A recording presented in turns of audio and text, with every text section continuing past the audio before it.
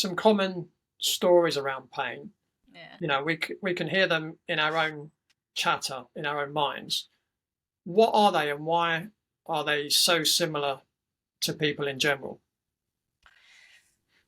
So some of the, I think some of the overarching pain stories, and I'm a therapist, so I talk primarily what's stored in the emotions, what we're emotionally experiencing, and what eventually lands in the body is abandonment, rejection. Those are the big ones. Mhm.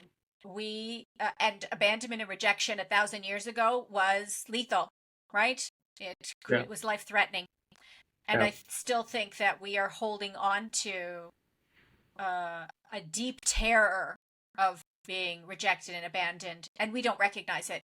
It's so suppressed. It's so buried and so part of the programming of this reality and shared amongst all of us, 99.99999% of us, that we don't even recognize it. It is the norm, how we cope with our terror of rejection and abandonment. And that deep rejection of abandonment, I imagine, shows up physically as we continue to suppress it and suppress it and suppress it, as we have for thousands of years. I think that's actually the root of most physical ailments, that concentrated terror. And out of that terror comes shame and rage and jealousy and disgust. And they kind of emerge out of that fear of abandonment, of being alone, aloneness, not understood, um, not being seen, not being heard. Those are all expressions of abandonment and rejection. yeah. That makes complete sense when you think about it. You know, if you think back to hunter-gatherer times, yeah, as I think you were alluding to, if you're abandoned or rejected, you're on your own. Now you don't have the support of the tribe. If something happens to you, you're a goner.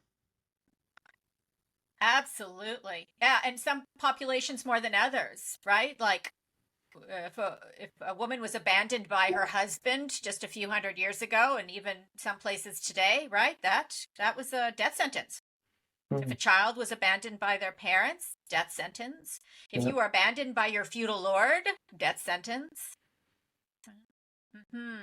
yeah, And I can I see think we that. carry that down, and then our mind makes stories about abandonment. Today, it makes it extremely threatening and very serious, and something that we will at all costs either try to avoid or deny that we have those feelings even exist. Mm. Yeah, my thought on that in terms of modern day, let's call it modern day. You know, as you said earlier, you know, most places in the world now are as safest they've ever been. We've also got housing, we've got food, we've got those things at the moment. I think that might change in the near future, but at the moment we have those things, and certainly we've had those for the last few decades. I think it's fair to say. So we do live in a world where if we are physically abandoned, we can still survive. That survival threat isn't there really, right? We can get by. We can go to a store and buy food. You know, even if you don't have any money, most countries will still make sure you've got a roof over your head. And you could say, even from a spiritual level, that that's enabled us to develop to some degree. But what I kind of see in my own practice, and possibly in life in general, is that when people in this modern day are, let's call it, concerned or frightened of abandonment or rejection, what that can potentially come down to is a lack of love for self. Because if you're comfortable in your own company,